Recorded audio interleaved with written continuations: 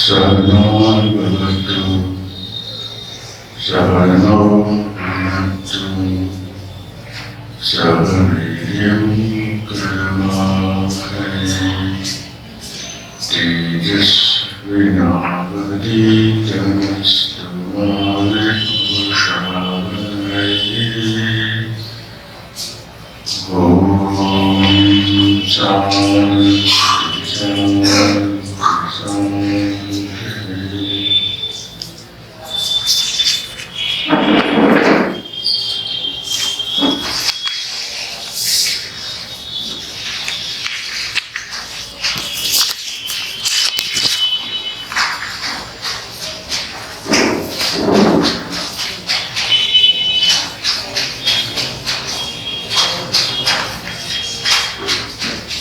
वेदांत सदानंद योगेंद्र कृत वेदांत या ये पुस्तक संक्षिप्त रूप में वेदांत को समझाता है। अभी तक जितना हम लोग पढ़ा है उसमें एक विभाग पूरा हो गया, अध्यारोप का विभाग पूरा हो गया। क्योंकि जब गुरु के पास में शिष्य गया तो गुरु को किस ढंग से ये वेदांत शास्त्र को पढ़ाना है उसकी शास्त्र की सूचना को यहाँ पर बताया गया था। और वह पढ़ाने की प्रक्रिया है अध्यारोप अपवाद। अध्यारोप में ये बताया गया कैसे शुद्ध बुद्ध मुक्त चैतन्य अज्ञान का संस्पर्श में आकर के उस अज्ञान में प्रतिभाषित होता है। और जब प्रतिभाषित होता है तो वहां एक व्यक्तित्व उत्पन्न होता है जिसको प्राज्ञ ऐसा नाम दिया गया है। व्यष्टि अज्ञान उपहित व्यक्ति रूप अज्ञान में प्रतिबिंबित जो चैतन्य है वह प्राज्ञ, वह जीव। और ये विश्व ब्रह्मांड में ऐसे जितने भी व्यष्टि अज्ञान है वह समस्त व्यक्ति अज्ञान में प्रतिबिंबित शुद्ध बुद्ध मुक्त चैतन्य उसको ईश्वर नाम दिया गया। वेदांत शास्त्र का ईश्वर और पुराणों में जो ईश्वर की बात आती है वो अलग ढंग से। यहाँ वस्तु को अपने शुद्ध स्वरूप में हमारे पास में प्रस्तुत करते हैं। वेदांत सत्य का सत्य रूप में उद्घाटन है, उसमें कोई मिश्रण नहीं है। पुराणों में तंत्रों में जब हम आते हैं तो सामान्य बुद्धि की समझ में आ जाए, इसलिए ईश्वर अवतार ब्रह्मा होते हैं, विष्णु होते हैं, शिव होते हैं, वो सब सृष्टि करते हैं, इस ढंग से समझाया गया। मगर यहाँ उसको शुद्ध रूप में समझाया गया। ये जो सृष्टि की प्रक्रिया अज्ञान उपहित चैतन्य से होकर के विस्तारित होते होते होते होते ये स्थूल ब्रह्मांड है, अनंत ब्रह्मांड, अनंत गैलेक्सी और अनंत जीवात्मा का स्थूल शरीर तक का विकास, ये हम लोगों को अध्यारोप में समझाया गया। एक विभाग पूरा हो गया। संसार का भ्रांति रूप में विस्तार, शब्द को देखना, वेदांत में संसार का विस्तार और वास्तविक विस्तार नहीं, भ्रांति रूप में विस्तार, ये अभी तक समझाया। और ये भ्रांति रूप विस्तार में जीवात्मा कैसे अपने अज्ञान से फंस गया है और जन्म मरण सुख दुख इत्यादि होता है, ये बात समझाए। अभी जो आरंभ हो रहा है सेकंड सेक्शन अध्यारोप अपवाद का, भी अपवाद आरंभ हो रहा है। ये रिवर्स प्रोसीजर है। जो अज्ञान वहित चैतन्य, व्यष्टि चैतन्य और समष्टि चैतन्य से प्रक्रिया आरंभ हुई थी, वह प्रक्रिया को अभी रिवर्स प्रोसेस में ले जाकर के हमको अपना मूल में पहुंचा देना, ये अपवाद प्रक्रिया है। और ये प्रक्रिया नेति नेति है, क्योंकि अद्वैत वेदांत एक विशिष्ट शास्त्र है। ये विचार का शास्त्र है, विचार ही साधना है। श्रवण मनन निधिध्यासन ये वेदांत की साधना है। ठीक से श्रवण करो, ये श्रवण करना भी वेदांत में एक कला है। जब मैं श्रवण करता हूँ तो जहाँ तक हो सके मेरे मन में और कोई विचार न आए, आज जो वेदांत हमको बता रहे हैं वह स्पष्ट चित्र रूप में मेरे मन में आते आते मैं सुनता जाऊं या सुनती जाऊं। फिर ये जो सुना है उसका मैं जब घर में जाऊं तब उसका चिंतन करूं, ये मनन है। ये मनन करते करते मेरे अंदर में स्पष्टता आती जाएगी। फिर वो स्पष्टता होते होते जो निर्णय उस समय में बने, यानी ये शरीर नहीं हूँ, प्राणमय शरीर नहीं, स्थूल शरीर नहीं, मनोमय शरीर नहीं, ये एक एक भाव के ऊपर में मन को स्थिर करके रखना, ये निधिध्यासन है। और वह निधिध्यासन प्रक्रिया आगे चलते चलते ये कोई भी शरीर नहीं हूँ, जिसको भी मैं देखता हूँ दृश्य रूप में, उससे मैं पृथक हूँ। मेरा अहंकार को भी मैं देखता हूँ, क्योंकि कभी मैं नम्र होता हूँ, कभी अहंकारी होता हूँ, कभी अहंकार छोटा होता है, कभी अहंकार बड़ा होता है, उसको भी मैं देखता हूँ। इसलिए अहंकार भी मैं नहीं हूँ मगर उसका साक्षी, ये साक्षी मैं उसमें सिद्ध हो जाना, ये निधिध्यासन है। ये प्रक्रिया करते करते करते करते खाली एक ही बात होती है, जो मैं अज्ञान से अपने पूरे संघात, स्थूल शरीर से लेकर के कारण शरीर का संघात है, उसको मैं नहीं हूँ समझ लूँ मैं, और मैं शुद्ध आत्मा हूँ ऐसा जानूं, तो प्रक्रिया पूरी हो गई वेदांत। मात्र विचार से और वो विचार में स्थिति, एक विचार में स्थिति और निधिध्यासन, उससे आत्मज्ञान हो जाता है। अभी ये आत्मज्ञान में गुरु कृपा भी सहाय करती है, ये आत्मज्ञान में ईश्वर कृपा भी सहाय करती है। एक अलग अलग सहाय हम लोग लेते हैं, ले सकते हैं, मगर पूरी प्रक्रिया इतनी। अभी अपवाद सिखाते हैं, विस्तार के बाद में अपवाद। अभी तक विस्तार हो गया, हमने ये है, ये है, ये है, ये कारण से है, ये सूक्ष्म है, ये स्थूल है, ये प्राण है, ये पंच तत्व है, ये पंच तत्व का पंचीकरण है, ये स्थूल विश्व है, ऐसे विस्तार समझाते गए। अभी हम लोग वापिस जा रहे हैं, घर वापसी हो रही है। घर वापसी और नेति नेति प्रक्रिया है।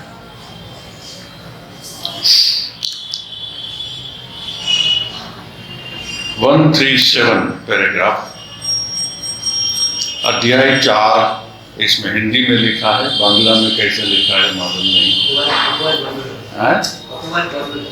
अपवाद अध्याय लिखा नहीं ना, अध्याय लिखा नहीं, सब जगह में नहीं लिखा है, कहाँ कहाँ तो पूरा पुस्तक ही एक पैराग्राफ में लिया, क्योंकि ये तो पूरा एक पुस्तक है, वहाँ के भाग भाग उसने नहीं किया है, मगर जिन लोगों ने ट्रांसलेशन किया एक एक विचार का भाग करके फिर उसको नंबर दे दिया है, इसलिए हम लोग उसको पैराग्राफ बोलते हैं।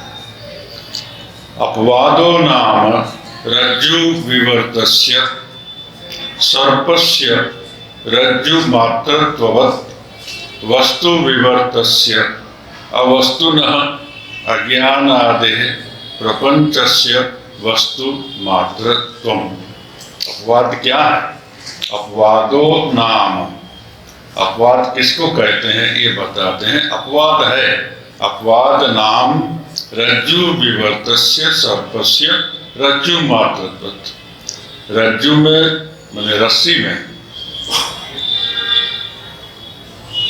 संध्या के अंधकार में हमको नहीं मालूम है कि वहाँ रस्सी है, और उसको हम सर्प सांप अगर समझ लेते हैं और फिर उससे डर जाते हैं, वहाँ से भागते हैं, हृदय की धड़कन बढ़ जाती है, चलते चलते भागते भागते हुए तो पत्थर में ठोकर लग गई और गिर भी जाते हैं, शरीर हाथ पांव घायल भी हो जा सकता है। ये सब जो प्रक्रिया हुई, क्यों? क्योंकि मैं रस्सी को सांप समझ लिया था। फिर कोई मेरे पास में आया और मुझको बोला, कहते वो तो सांप नहीं है, चल मेरे साथ। वो टॉर्च लाइट लेके आया और फिर दिखाया कि देखो ये तो रस्सी है, सांप नहीं। बस इतना सा जान लिया कि ये रस्सी है, सांप नहीं है, मेरा सब भय चला गया, दिल की धड़कन चली गई, भागने की वृत्ति चली गई। फिर तो मैं उठा करके बाजू में भी उसको रख सकता हूँ। ये जो जानना ये सर्प नहीं है, रस्सी है, सर्प को मैं भूल से रस्सी को भूल से मैं सर्प जान लिया था, ये अज्ञान। इसी तरह ये संसार रूपी जो सर्प है, महासर्प, उस सर्प से डर के हम भागते रहते हैं, दुखी होते रहते हैं। अगर हमको वेदांत की टॉर्च लाइट लेके हमारे गुरु समझा दे, चलो चलो चलो, तुम किससे घबरा रहा है, ये जन्म मरण तुम्हारा हो रहा है, तुम किसका जन्म मरण समझ रहा है, कौन दुखी हो रहा, कौन सुखी हो रहा है, कुछ चल मेरे साथ। फिर संसार के ऊपर में टॉर्च लाइट देते हैं। ये टॉर्च लाइट ये वेदांत के ज्ञान की टॉर्च लाइट है।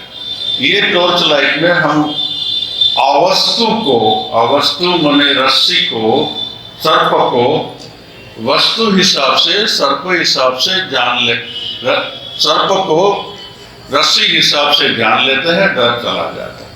इसी तरह ये संसार और उसकी माया और ये माया की सब जंत्रणा और ये जन्म मरण, ये बालपन, युवावस्था, वृद्धावस्था और वृद्धावस्था जंत्रणा, हाथों व्यथा और कमर व्यथा और एक व्यथा और वही व्यथा और व्यथा और समस्या शेष नहीं।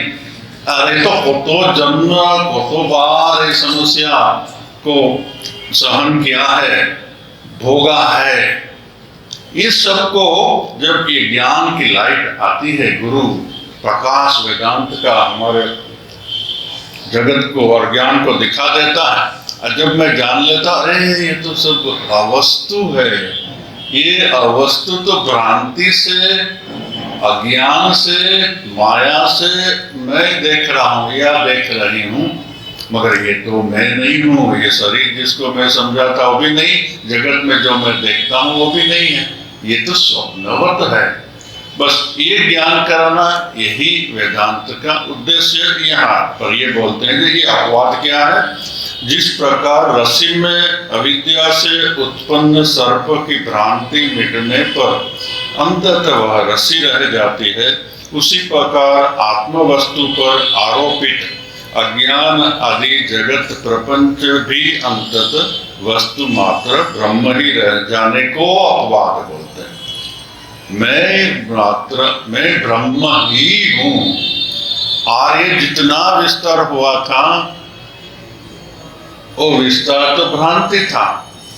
जैसे रात में मैं सो जाता हूँ और वहां सपनों में कैसे भयंकर भयंकर सपने आते हैं और वो सपने से मैं डर जाता हूँ, मगर जब नींद खुलती है कोई स्वप्न नहीं है, कोई डर नहीं है, मैं जहाँ था वहां ही हूँ। ऐसे ही जब ये ज्ञान हो जाता है तो ये जगत डिसअपियर हो जाता है, वास्तविकता डिसअपियर हो जाती है। नाम रूप दिखाई देता है मगर वास्तविकता डिसअपियर हो जाती है। ये ज्ञान कराना ये अध्यारोप का मूल उद्देश्य। सेकंड सूत्र 138 तदुक्तम, उसके लिए बोलते हैं कैसे? सतत्व तो अन्यथा प्रथा विकार इति उदीरितः, अतत्व तो अन्यथा प्रथा विवर्त इति उदीरितः। कहाँ भी है तदुक्तम, दूध का दही के समान, ये ब्रैकेट में है, ट्रांसलेशन ब्रैकेट में। सतत्व तो अन्यथा प्रथा इति विकार, जैसे दूध से दही होते हैं, इसको विकार बोलता है। एक वस्तु का दूसरे में वास्तविक परिणति को विकार बोलता है। जबकि अतत्व तो अन्यथा प्रथा विवर्त इति उदीरत, जबकि रस्सी के सर्प रूप में दिखने के समान उसके प्रातिभाषिक रूप को, प्रतीति को विवर्त कहते हैं। ये हम लोग समझा ही दिया है। यही यहाँ पर फिर अभी बोलते हैं ये परिणाम दूध से दही जगत में, इसमें वेदांत को छोड़ करके विवर्त की थियरी कोई शास्त्र में नहीं। गत बार हम लोग यहाँ पुराने लोग कम थे, इसलिए हम लोग ये वेदांत को न लेकर के प्रश्नोत्तर हुआ था, और उस प्रश्नोत्तर में क्योंकि ये पूरा जगत परिणाम से होता है वेदांत छोड़ के अन्य थियरी, तो किसी ने प्रश्न किया था बिग बैंग क्या है। बिग बैंग आगे समझाया था, ये पूरी बिग बैंग की थियरी वह परिणाम की थियरी है, ये हमने बताया था। मगर वेदांत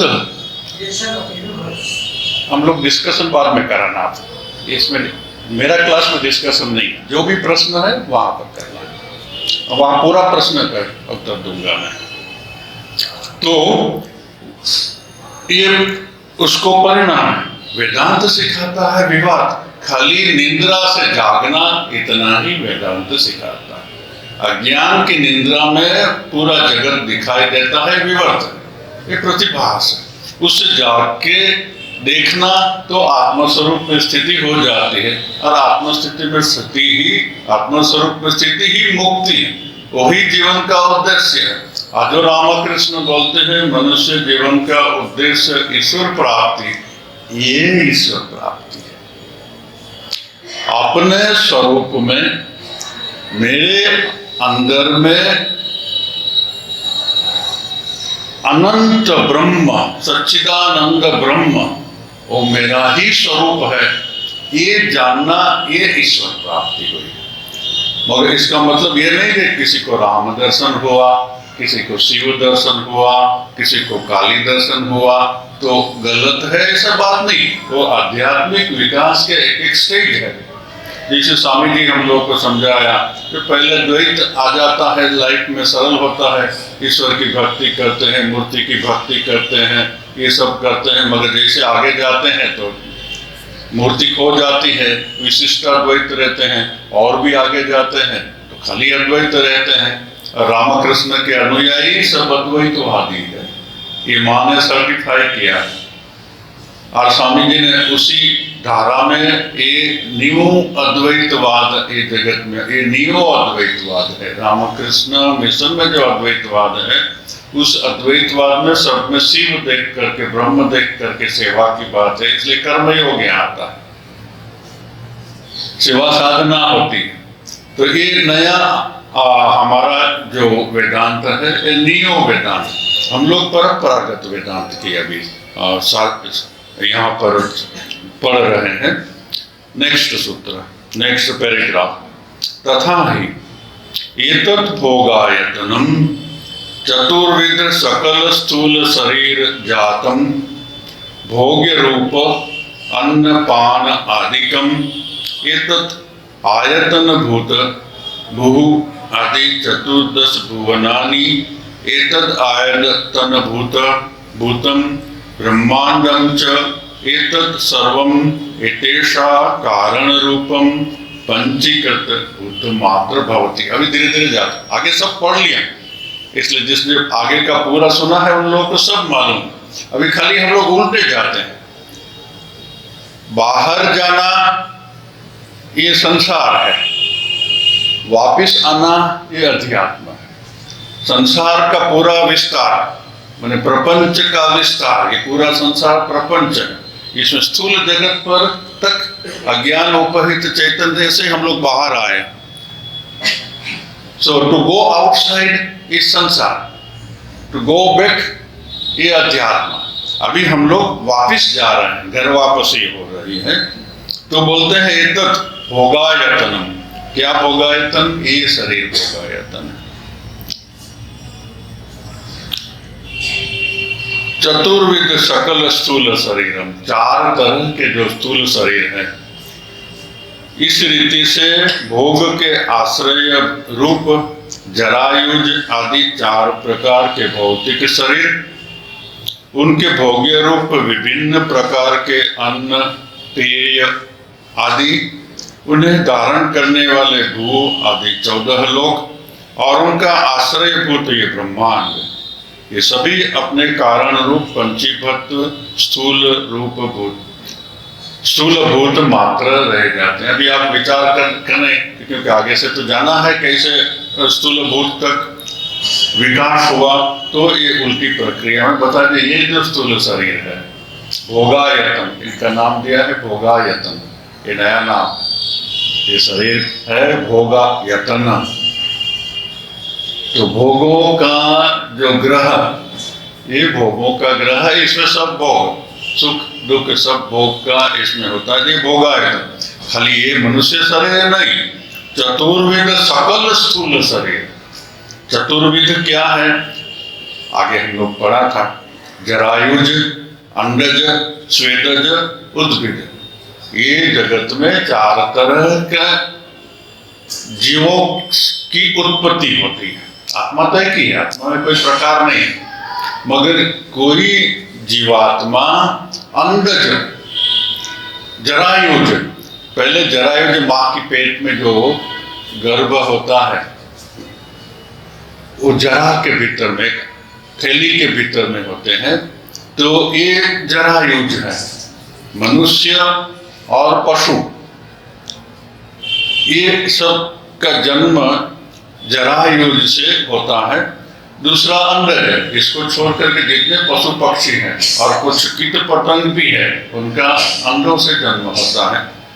इसके बाद में कुछ स्वेदज, स्वेदज का परंपरागत पसीना से, स्वेद माने पसीना, पसीना से उत्पन्न जो होते हैं, मगर ये व्याख्या थोड़ी विस्तारित नहीं लगती है परंपरागत। अभी हमारा नॉलेज जगत के लिए ज्यादा बढ़ गया है, इसलिए स्वेदज के अंदर में पूरा का पूरा बैक्टीरिया ले सकते हैं, पूरा का पूरा दूसरा जो भी है बैक्टीरिया है, फिर दूसरे उस तरह के जितने क्रिएशन है, वो सबको वायरस ले सकते हैं उसमें, पैरासाइट ले सकते हैं उसमें, क्योंकि ये सबको उत्पन्न होने के लिए एक तरह की आर्द्रता चाहिए।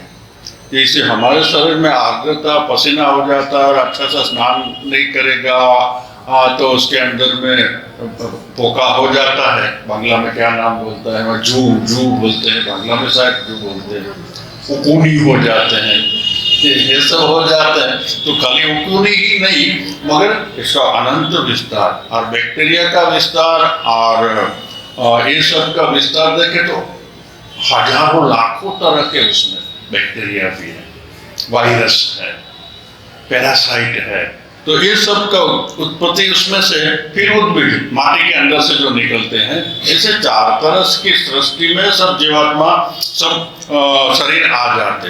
ये शरीर फिर जो 14 लोक है, ये 14 लोक उनके भोग्य रूप, फिर अन्न पेय आदि जो है उनको धारण करने वाला भू आदि 14 लोक है। पृथ्वी से लेके 7 ऊपर में, पृथ्वी को छोड़ करके 7 नीचे, ऐसे हमारे शास्त्रों में 14 लोक का बात आती है। ऐसे बुद्ध शास्त्रों में भी आती है, जैन शास्त्रों में भी आती है। इसका मतलब कि जिन्होंने अंतर जगत में जाना, उन्होंने जाना कि ये जगत को छोड़ के और भी लोक है। अभी यहाँ ज्यादातर मिसअंडरस्टैंडिंग लोग क्या करते हैं, स्थूल रूप में उसका अर्थ ले लेते हैं। ये ऊपर में कहीं चंद्रलोक है, ऊपर में कहीं सूर्यलोक है, ये चंद्रलोक है, ये सूर्यलोक नहीं। क्योंकि चंद्र ऊपर में है, कैसे बोलेंगे? चंद्र तो कभी नीचे भी आ जाता है, तो कभी बाजू में भी आ जाता है। ऊपर में तो ऐसा कुछ नहीं है। ये ब्रह्मांड में ऊपर नीचे बोल के कुछ है ही नहीं। पृथ्वी को लेकर के हम सापेक्ष रूप में रिलेटिवली बोलते हैं कि ये ऊपर है और ये नीचे है।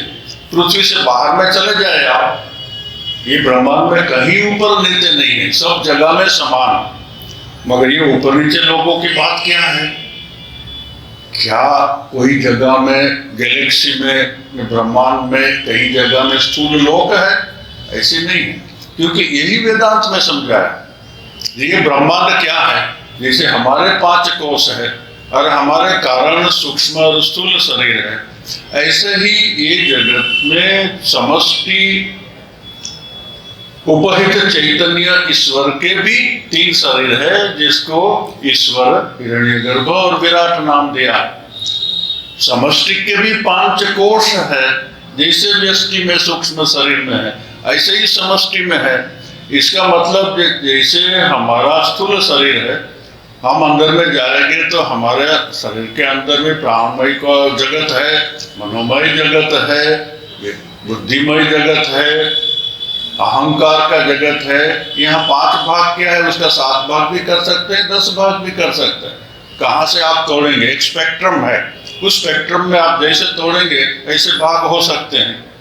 तो यहाँ जो 14 लोक की बात हुई है, वो सूक्ष्म और सूक्ष्म टाइप का एग्जिस्टेंस, जैसे हमारा व्यक्ति एग्जिस्टेंस है, व्यक्ति का अपना अलग अलग स्तर है अस्तित्व का, ऐसे ही समष्टि के अस्तित्व का स्तर है।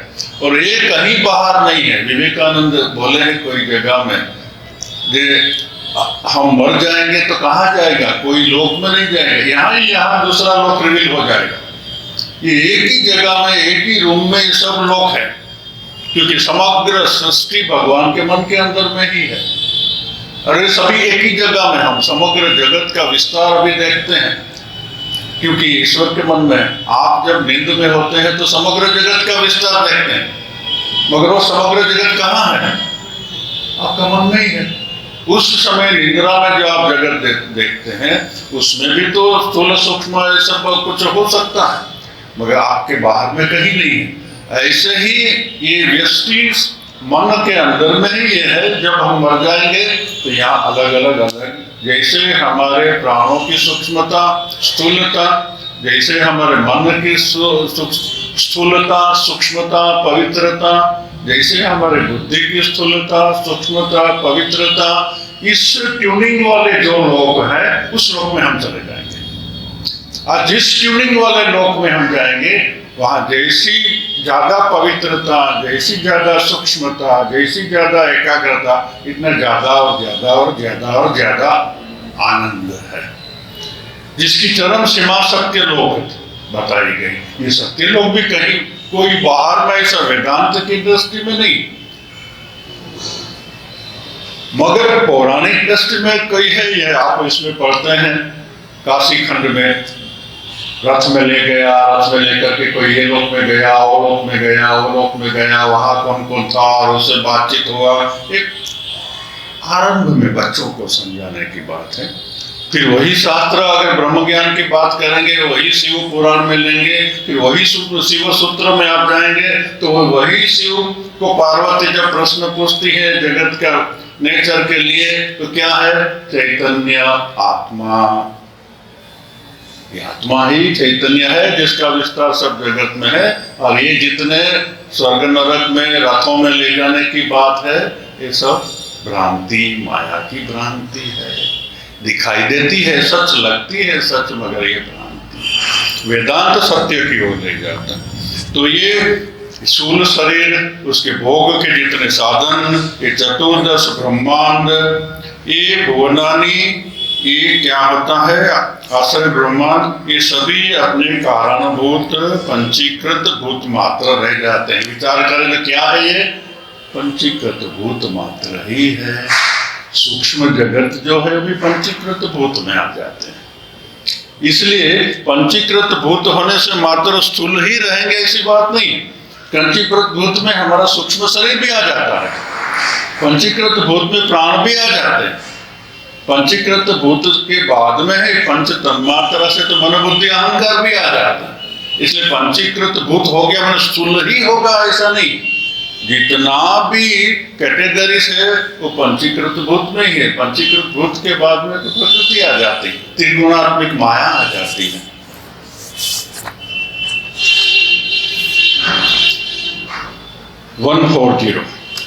एतानि शब्दानि विषय सहितानि पंचीकृतानि भूतानि सूक्ष्म शरीर जातम च एतत् सर्वम् एतेषां कारण रूप अपंचीकृत भूत मात्रम भवति। शब्द आदि 5 विषयों के साथ 5 पंचीकृत भूत और सूक्ष्म शरीर, ये सभी अपने कारण रूप अपंचीकृत भूत में रह जाते हैं।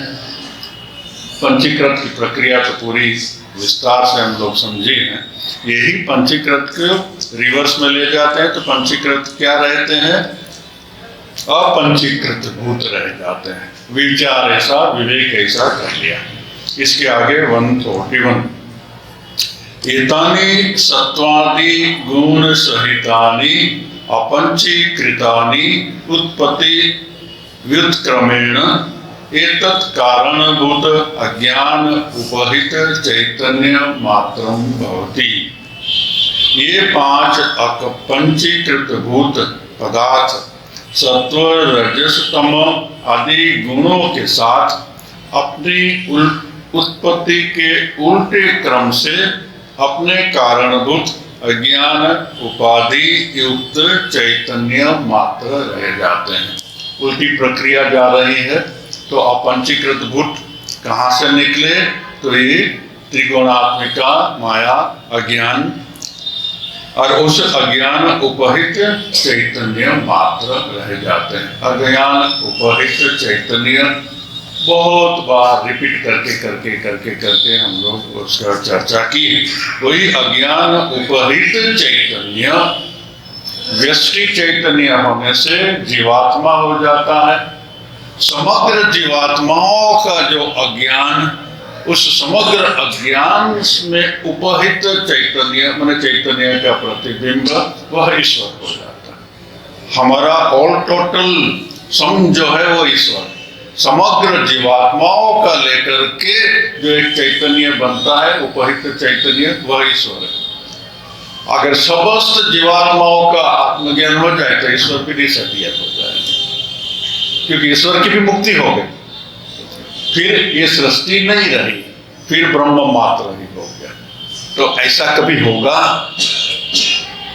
नहीं लगता है इसलिए क्योंकि शास्त्रों में तो ये भी लिखा है कि जीवात्माओं का नंबर अनंत है। अभी अनंत अगर जीवात्माओं का नंबर है तो उसका कभी अंत आने वाला नहीं है।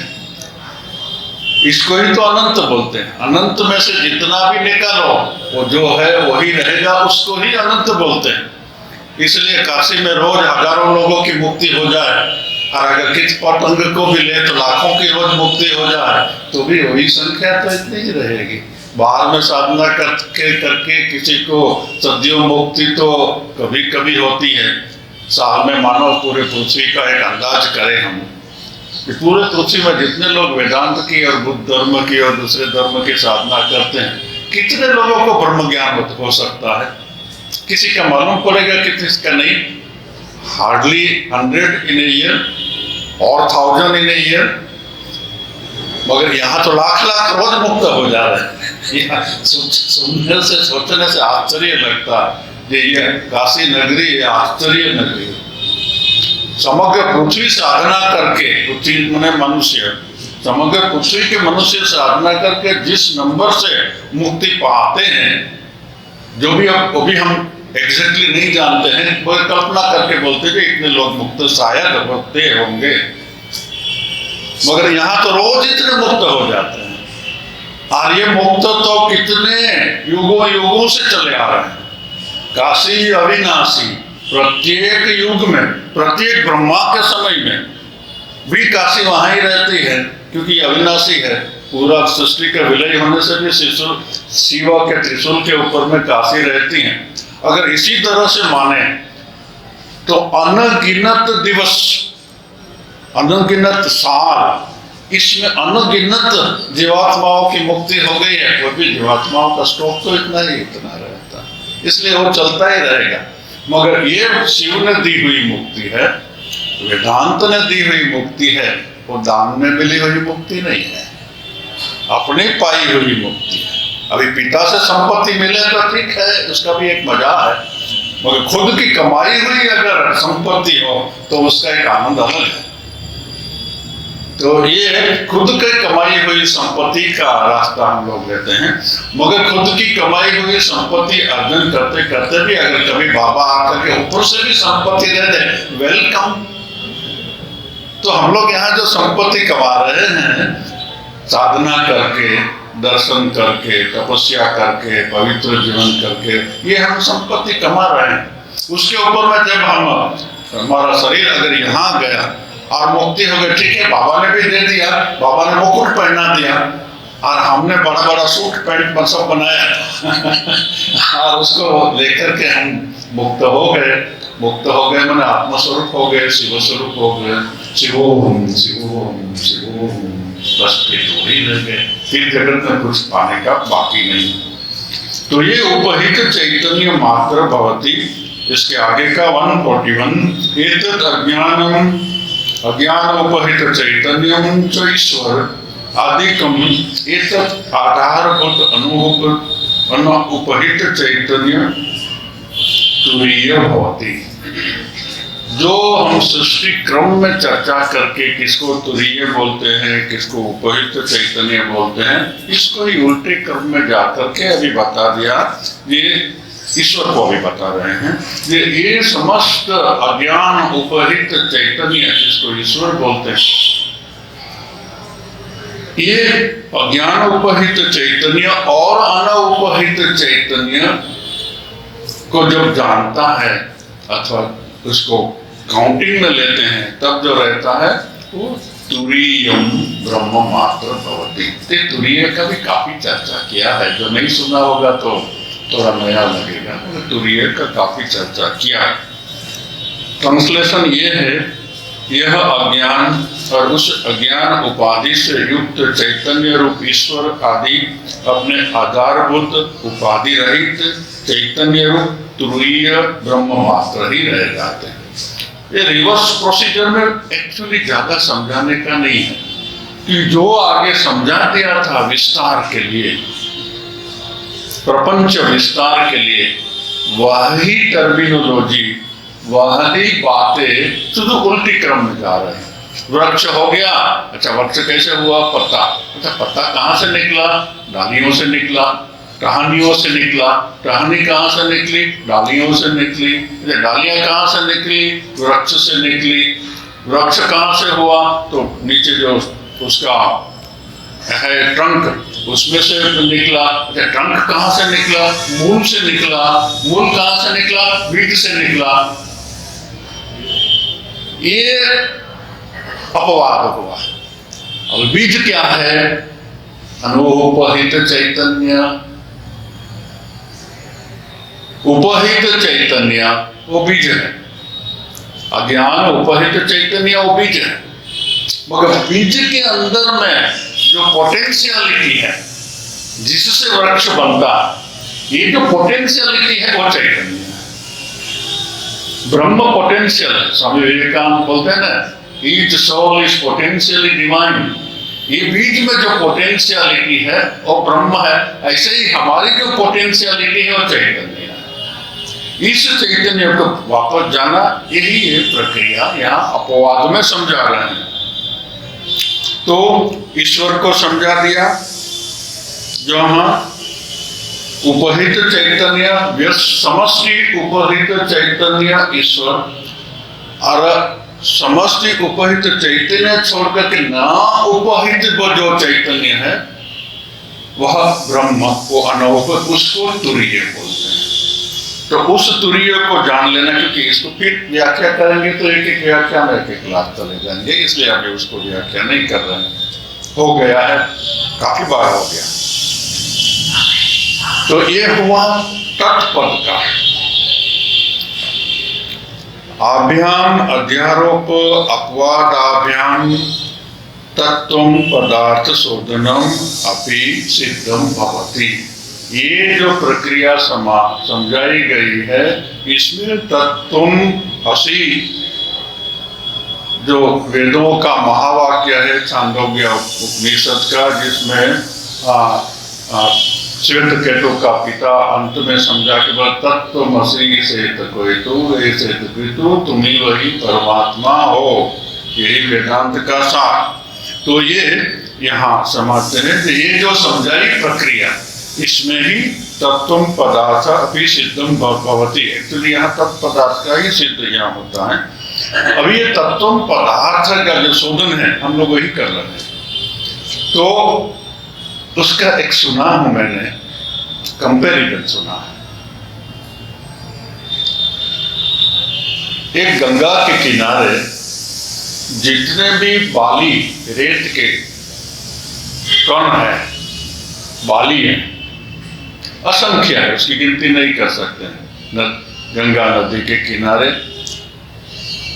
ये जितने बाली के एक एक पत्थर है, इतनी ही गंगा नदियां हो,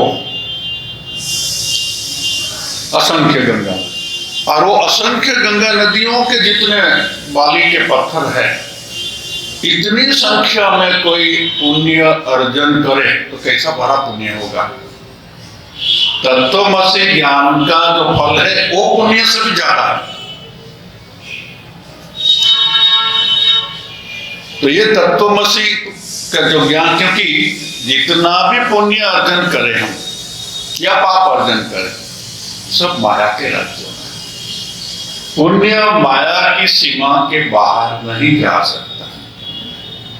इसलिए यहाँ कंपैरिजन दिया है, एक गंगा नदी के किनारे जितने बाली के पत्थर, जितने बाली के पत्थर, इतनी गंगा नदियां अगर हो, और वो सब गंगा नदियों के बाली के पत्थर, और वो जितने बाली के पत्थर हो, इतना अगर कोई पुण्य अर्जन करे और जो पुण्य फल मिले, उससे भी बड़ा फल ये तत्त्वमसि महावाक्य का शोधन से जो ज्ञान मिलता है वो है।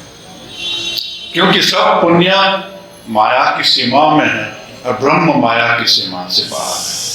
कोई भी पुण्य माया की सीमा के बाहर नहीं ले जा सकता। हाँ, पुण्य माया की सीमा के बाहर जाने की योग्यता रहता है। शुद्ध मन के बिना माया की सीमा से बाहर नहीं जा सकते, इसलिए शुद्ध मन होना जरूरी है। इसलिए जो हम यहाँ वेदांत चर्चा कर रहे हैं उसकी महिमा कितनी है, इसकी महिमा का गान करना असंभव है। ये बताने के लिए ही ये उदाहरण कभी कभी बताया जाता है कि ये गंगा की बाली का जितना पुण्य, अनंत गंगाओं का बाली का पुण्य, उससे भी बड़ा तत्त्वमसि वाक्य के शोधन का, ब्रह्म ज्ञान प्राप्ति का फल है। इसकी कोई कंपैरिजन नहीं की जा सकती। तथा ही 141 तथा ही अज्ञान आदि समष्टि एतद् उपहितं सर्वज्ञत्व आदि विशिष्ट चैतन्यम एतद् अनुपहित च एतत् त्रयं तप्त अय लोहपिंडवत् एकत्वेन अवभासमानं तत्पदम वाक्यार्थ भवति।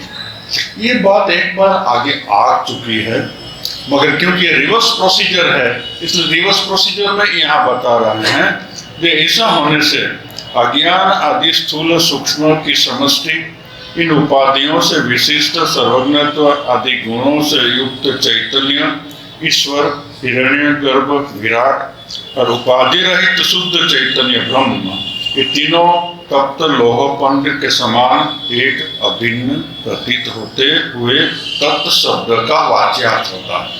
ये शोधन कर रहा है।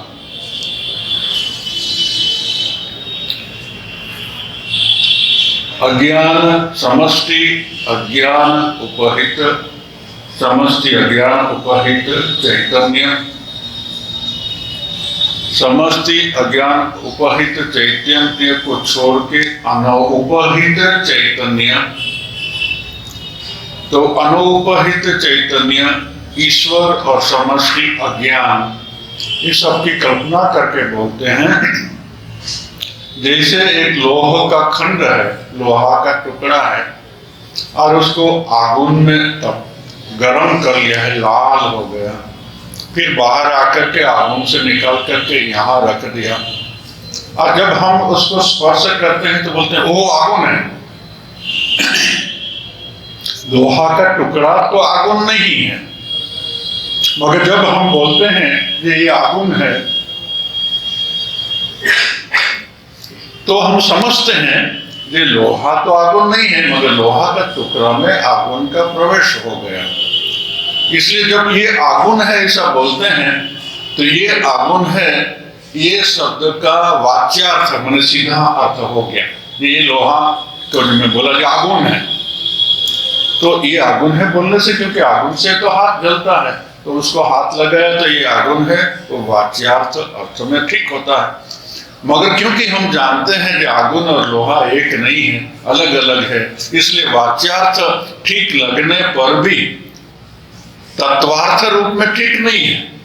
इसलिए एक दूसरा अर्थ होता है, वो लक्ष्यार्थ होता है। तब हम समझते हैं कि लोहा तो गर्म हो गया है, मगर ये गर्मी लोहा की नहीं है, आगुन की है। ये उसका लक्ष्यार्थ हो गया। जब मैं बोलूंगा आज ये आगुन से हाथ जल गया, तब लोहा से हाथ नहीं जला। जब बोले कि लोहा से हाथ जल गया तो लोहा से तो हाथ नहीं जलता है, मगर एक रूप से तो हाथ से जला है। इसलिए वाच्यार्थ ठीक है, सीधा सीधा अर्थ ठीक है, मगर प्रत्येक वस्तु को सीधा अर्थ से समझ में नहीं आती। इसलिए बुद्धिमान उसका लक्ष्य क्या, इंटेंडेड मीनिंग क्या है। तो इंटेंडेड मीनिंग जब होता है तब होता है कि ना ये लोहा का टुकड़ा के अंदर में जो आगुन है उससे हाथ जला। इसी तरह ये जो समष्टि है उस समष्टि अज्ञान से उपहित ये चैतन्य है, तो उस चैतन्य उपहित चैतन्य को यहाँ बोलते हैं तत्व। मगर हम जानते हैं कि तत्व का अर्थ तो ब्रह्म है, मगर ईश्वर को भी तत्व बोलते हैं, बोल सकते हैं, क्योंकि वो भी तो चैतन्य है। इसलिए अगर ईश्वर को तत्व बोले तो वो गलत अर्थ नहीं है। जैसे लोहा को बोला जो लोहा से मेरा हाथ जल गया, तो ईश्वर जो सृष्टि करते हैं तो ईश्वर सृष्टि तो अपनी शक्ति से नहीं करते हैं। यहाँ ईश्वर और ठाकुर जिसको शक्ति बोलते हैं, ब्रह्म और शक्ति अभेद की जो बात ठाकुर बोलते हैं, यहाँ ईश्वर मेरे ठाकुर जिसको काली या शक्ति बोलते हैं वो समझना चाहिए। तो ये शक्ति तो ब्रह्म नहीं है, वो तो शक्ति है, माया ही शक्ति। मगर वो शक्ति, वो माया अपनी शक्ति कहाँ से पाती है? आगुन के अंदर, लोहा के अंदर में आगुन जो जलाती है वो कहाँ से आई? वो तो आगुन से आई। ऐसे ही चैतन्य, ऐसे ही शक्ति, माया, अच्छा इसको काली बोले, जो कुछ भी नाम दे, उसमें क्रिया शक्ति कब आती है? सृष्टि करने की शक्ति कब आती है? जब चैतन्य का उसके साथ में संस्पर्श हो। चैतन्य के आधार पर ही शक्ति काम कर सकती है, बिना चैतन्य को शक्ति काम नहीं कर सकती, और बिना शक्ति चैतन्य ब्रह्म कुछ नहीं कर सकता। इसलिए काली मूर्ति जो हम देखते हैं और उसमें शिव मृत मोड़ा की तरह में पड़े हुए हैं, ये ब्रह्म का प्रतीक है, कोई क्रिया नहीं। मगर उसको ऊपर में जो काली है, उस काली को खड़ा रहने के लिए शिव छोड़ करके कोई उपाय नहीं। ये शिव सबस्ट्रेटम है इंग्लिश शब्द में, ये आधार है, और इसके ऊपर में रह करके शक्ति माने इससे उपहित होकर के सृष्टि में क्रिया शक्ति आती है, ज्ञान शक्ति आती है, इससे पूरा जगत का विस्तार होता है। तो जब ईश्वर को बोले तत्, तो वाच्यार्थ हिसाब से ठीक है, मगर अभी वेदांत पढ़ करके हम लोग समझा कि ना, ईश्वर भी तो अंतिम सत्य नहीं है। ईश्वर तो समष्टि उपहित चैतन्य से जो एक कॉस्मिक आई उत्पन्न हुआ, वह कॉस्मिक आई को ईश्वर बोले हैं यहाँ। उस ईश्वर की भी कारण स्थिति है, सूक्ष्म स्थिति है, स्थूल स्थिति है, और उसका विराट हिरण्यगर्भ और ईश्वर के नाम दिया गया। तो जैसे ये ईश्वर तत्शब्द का वाच्यार्थ है, मगर उसका लक्ष्यार्थ अगर बोलना चाहे, क्योंकि यहाँ व्यष्टि अज्ञान का अनुपहित चैतन्य और समष्टि अज्ञान ईश्वर का उपहित चैतन्य की एकता बतानी है। तत्त्वमसि, तुम थे वह तुम हो, इसलिए यहाँ पहले ईश्वर का बता दिया कि वह तत् का अर्थ वाच्यार्थ ईश्वर होता है, माया उपहित चैतन्य होता है, लक्ष्यार्थ होता है अनौपहित चैतन्य। जैसे अनौपहित चैतन्य ईश्वर का, ऐसे ही व्यष्टि का। हमारा अज्ञान है, ये यहाँ जो लिखा है उसका ही मिसाल बोल देता हूँ। व्यष्टि जो अज्ञान है, वस्ती अज्ञान अपने आप में इनर्ट है, कुछ नहीं कर सकती। मगर चैतन्य से जब चैतन्यवंत होती है, फैन में जब इलेक्ट्रिसिटी आती है तो फैन चलता है। ऐसे ही ये अज्ञान घूमने लगता है जब उसमें ब्रह्म की इलेक्ट्रिसिटी आती। तो जब फैन घूमता है तो हम फैन घूमते हैं बोलते हैं, असल में फैन तो नहीं घूमता है, और ना तो उसके अंदर में रही हुई इलेक्ट्रिसिटी भी घूमती है, मगर उस इलेक्ट्रिसिटी में जो पावर है, वह पावर से ये सब चलता है। ये पावर अनुपहित अगर मान ले तो हमारा जो जीवात्मा अज्ञान उपहित चैतन्य जो प्राज्ञ है, वो तम पदार्थ का, तम शब्द का अर्थ है। जब उसको बोले कि तम, तो ठीक ही है, वो चैतन्य वाला है। तो एक दृष्टि से तम का अर्थ प्राज्ञ को बोला है तो ठीक है, जीवात्मा को बोला अथवा अज्ञान उपहित चैतन्य को बोला ये त्वम, तो ठीक हुआ। मगर हम जानते हैं कि त्वम बोलने से तो ये जो अज्ञान उपहित चैतन्य है, ये कारण शरीर है, ये प्राज्ञ है, वो ब्रह्म नहीं है।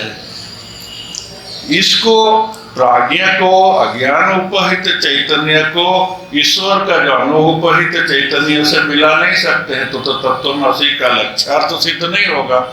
इसलिए यहाँ वाच्यार्थ हिसाब से तुम का अर्थ प्राज्ञ ठीक है, मगर लक्ष्यार्थ हिसाब से तुम के पीछे, प्राज्ञ के पीछे, अज्ञान उपहित चैतन्य के पीछे जो अनुपहित चैतन्य है, वह अनुपहित चैतन्य और ईश्वर का अनुपहित चैतन्य एक ही है।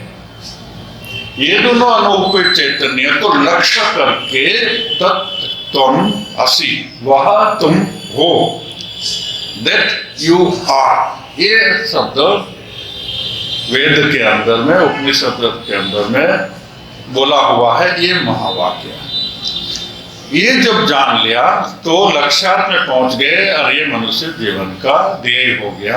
अभी हम लोग खाली पढ़ लेंगे, समझा लिया आगे, अभी उसको खाली पढ़ लेते हैं। तथा ही अज्ञान समष्टि मने कोई प्राज्ञ वाला एतद उपहित सर्वज्ञत्व आदि चैतन्य, और ये ईश्वर का बोल रहे हैं, चैतन्यम एतद अनुपहित चैतन्यम त्रयम तप्त अयः लोह पिंडवत् एकत्वेन अवभासमानं तत्पदमी वाच्यार्थम।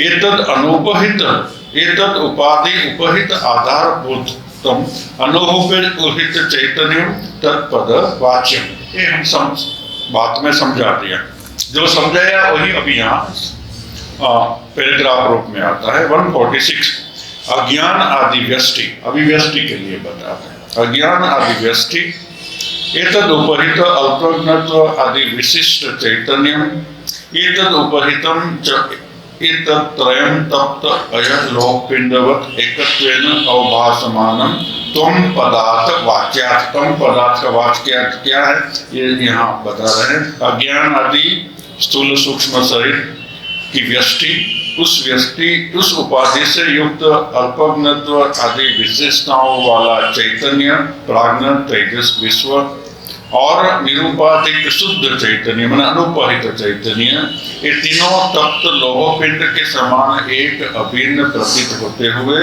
त्रम पदार्थ का वाच्यार्थ है। वाच्यार्थ भी ठीक है मगर रियल मीनिंग नहीं है। रियल मीनिंग क्या है?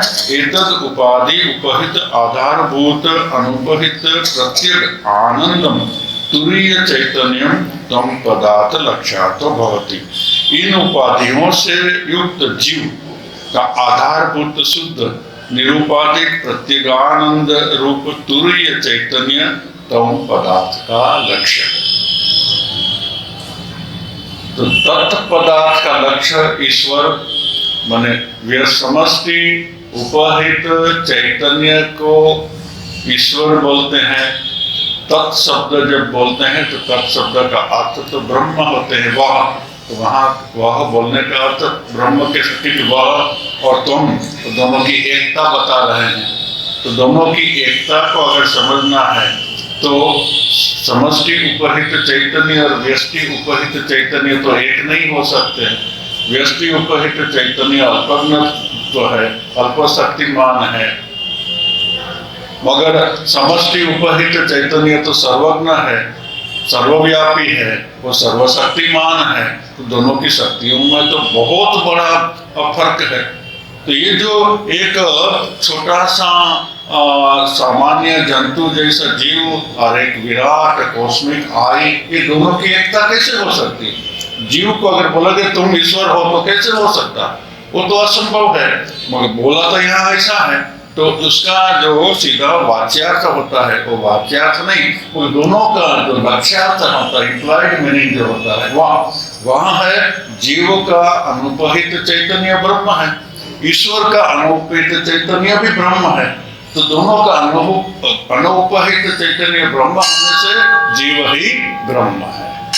तत्त्वमसि, और ये तत्त्वमसि जब आएगा तब अहम ब्रह्मास्मि ये ज्ञान आएगा और ये संक्षिप्त में वेदांत का बात जो मूल बोलना चाहिए वो बोल दिया।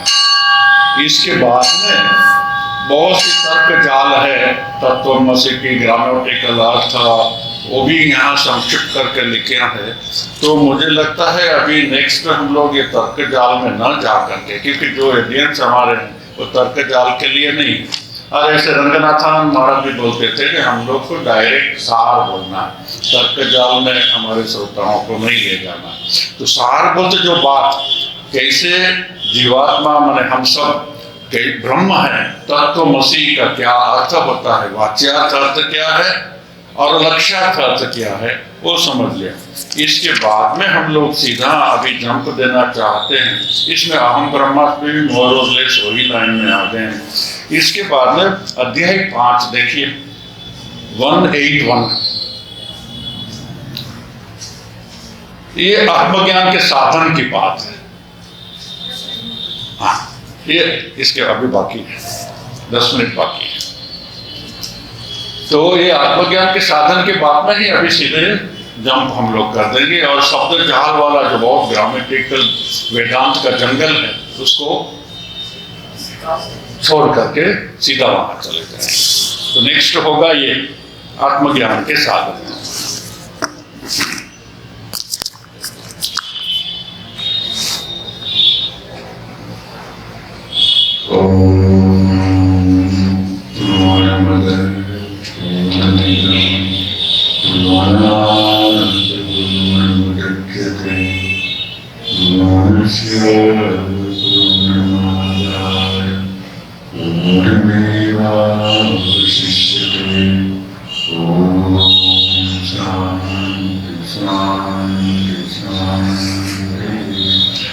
Hare Om Tat Sat. Ram Krishna